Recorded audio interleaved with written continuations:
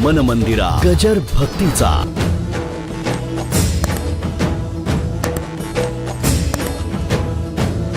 जवळ राम असताना विषयाकडे धाव घेऊ नका, हाच संदेश आपल्या रामायणातून नाथ बाबा देतात. काय मजेशीर आहे, मजेशीर रामायण आहे, लक्षात घ्या. आणि इथे काय म्हणून शेवटी धोब्याचं सुद्धा ऐकलं, अरण्यात पाठवलं, आणि मग रामायण मुलांनी येऊन गायलं. रामांच्या मुलाचा जन्म सुद्धा अरण्यातला आहे, कारण सर्वांच ऐकलं. आणि ज्यांनी कुणाचं ऐकलं नाही पण सर्वांना ऐकायला लावलं, त्याचं नाव कृष्ण आहे ना. पॉवर.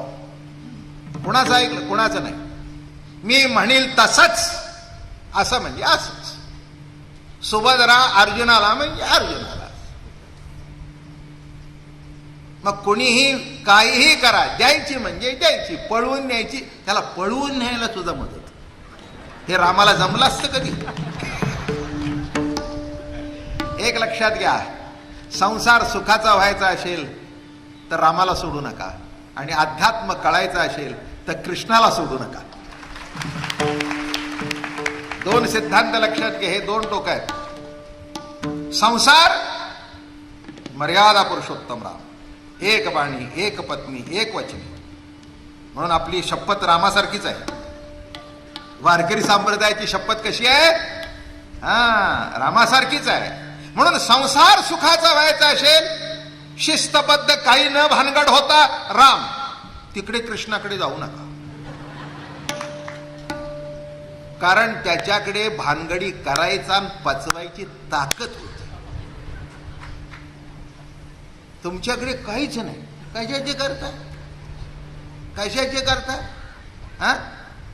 नुसते एका बाईने डोळे वटरले तर तुम्ही लांब पळताय, आणि त्यांनी एका अंतरपाटावर 16,108 पोरींशी लग्न केली. काय ताकद आहे का काय? एवढा तुमच्या आयुष्यात अंतरपाठ सुद्धा विकत आणता येणार नाही. लग्न कशाचे करता? तुम्हाला तर मी सांगितलं की उद्या सकाळी 16,108 अंतरपाठ आणा. जवळजवळ 6 फूट असा, 5-6 फूट असा, 3 फूट, किती झालं? 2 मीटर. आता 16,108 तुकडे. गुरुजी, अशी करा एखादी पूजा तुम्ही. 16,108. काय झालं? दिवाळी निघेल त्या अंतरपाठातच. आणि अंतरपाठ न आला म्हणून ज्या बाईशी जो अंतर धरेल ते पुढच्या जन्मी सुद्धा भेटणार नाही. किती अवघड आहे होय सगळं गणित. हे सगळं कृष्णच करू जाणे. हे म्हणून एक लक्षात ठेवा, नको त्या मोठ्या माणसाचं अनुकरण आपण करू. म्हणून रामाकडून चारित्र्य घ्यावं, रामाकडून शिस्त घ्यावी, रामाकडून संसाराची मर्यादा घ्यावी, आणि कृष्णाकडून अध्यात्म शिकावं. म्हणून एक लक्षात घ्या, रामाला काला करता आला नाही. करता आला का? नाही. सुरुवात झाली, वानरांना जवळ घेतलं, सगळ्यांना जवळ घ्यायला सुरुवात केली, पण काला झाला तो कृष्णावतारामध्ये. आणि ती काल्याची पताक माऊलीने खांद्यावर घेतली.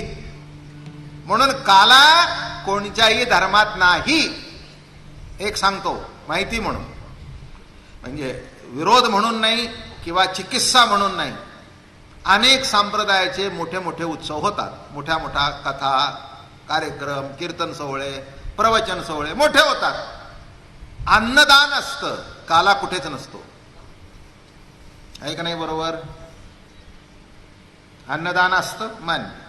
अगदी लाख लाख माणसं जेवतात, अगदी मालपोवा, जिलेबी, पंचपक्वान्न लाख माणूस जेवण गेले, पण काला पावर लागते हो तशी. काला करणं ही क्रांतिकारक आहे. हे आत्ताचा काला तरी कसा आहे, तरी पण फार महत्वाचा काला आहे. आता एक लक्षात घ्या, या ठिकाणी कोण कोणत्या समाजाचा आहे, कोण कोणत्या जातीचा आहे, हे आमच्या डोक्यात सुद्धा येत नाही. पण त्यावेळच्या काल्याने काय केलं कळलं का?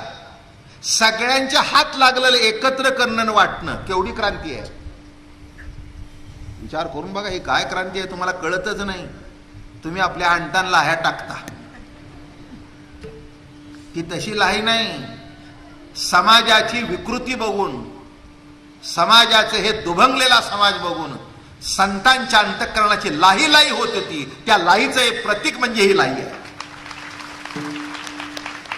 त्यांचा जीव तुटत होता. अरे विष्णुमय जग वैष्णवांचा धर्म म्हणावा आणि इतका भेदभाव, चला आणा तुमचे हात लागू द्या, एकत्र करू आणि सगळ्याच्या तोंडात भरवा. काय ही क्रांती आहे. एक सांगू का, कॉन्स्टिट्यूशन आता झालं, बरोबर आहे की नाही? माझ्या माहितीप्रमाणे 54 साली, 54 सालाच्या दरम्यान कॉन्स्टिट्यूशन झालं. आणि त्या कॉन्स्टिट्यूशन मध्ये आर्टिकल 17, आर्टिकल 14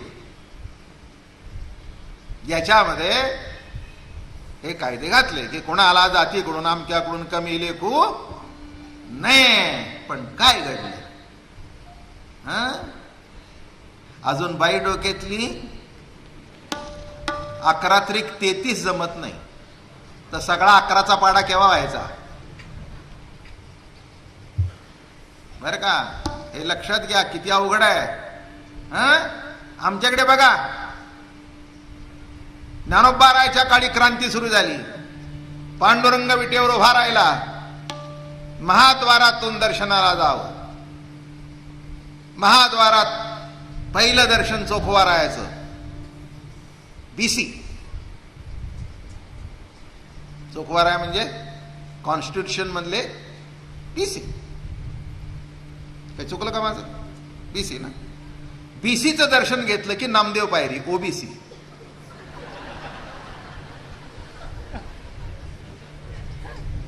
बीसी झाला की पुढे कोण? नामदेव पायरी. नामदेव महाराज कोण? ओबीसी. आता सध्या पत्र टाका माझ्यातर्फे दिल्लीला की चोखोबाराय बीसी ठरले, नामदेवराय ओबीसी ठरले. आता पांडुरंगाला कोणत्या कॅटेगरीत घालता ते घाला, म्हणजे कॉन्स्टिट्यूशन पूर्ण झालं. अजून का एक लक्षात घ्या, नाही पांडुरंगाची जात सुद्धा कुणाला कळत नाही, कारण सगळ्या जाती त्याच्यात आहे, तो एका जातीचा नाही. अजून सांगतो, अजून पुष्कळ विश्लेषण सांगेन तुम्हाला मी. राम क्षत्रिय, कृष्ण क्षत्रिय, पांडुरंग कोण? पांडुरंगाची आई पण माहिती नाही, बापही माहिती नाही. त्याचं उत्तर देऊ का? कारण तोच सगळाचा आईन बाप आहे. त्याला निराळी आई नाही, त्याला निराळा बाप नाही. त्याची जात तुम्हाला माहितीये का? कोण जात? नाही नाही, सगळ्या जाती त्याच्यात आल्या. म्हणून एकमेव जगातला देव असा आहे की ज्याला जाऊन शिवता येतं, कारण तो सगळ्याला शिवणारा देव आहे. ही केवढी मोठी क्रांती आहे मला सांगा. आणि म्हणून हे जेव्हा पांडुरंगाने अवतार घेतला, गोकुळातला कृष्ण पांडुरंगाच्या रूपाने आला आणि पुढे काही कालाने माऊलीच्या रूपाने विष्णू होऊन आला. ज्यांनी गीता सांगितली तोच अवतार. दोन सांगतो, गीता जेणे उपदेशिली ते हे विटेवरी माऊली,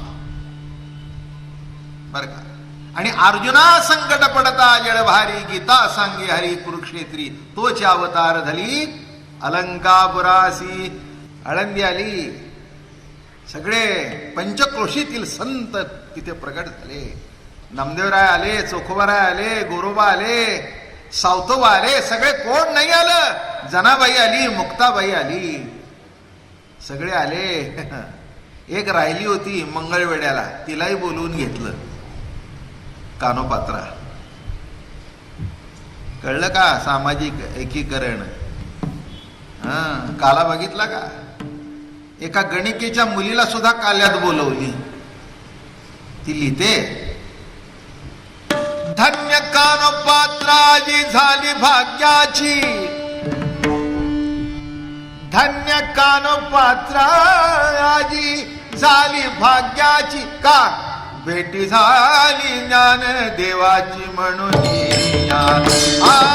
भेटी झाली ज्ञान देवाची म्हणून. भेटी झाली, भेटी झाली ज्ञान देवाची म्हणून.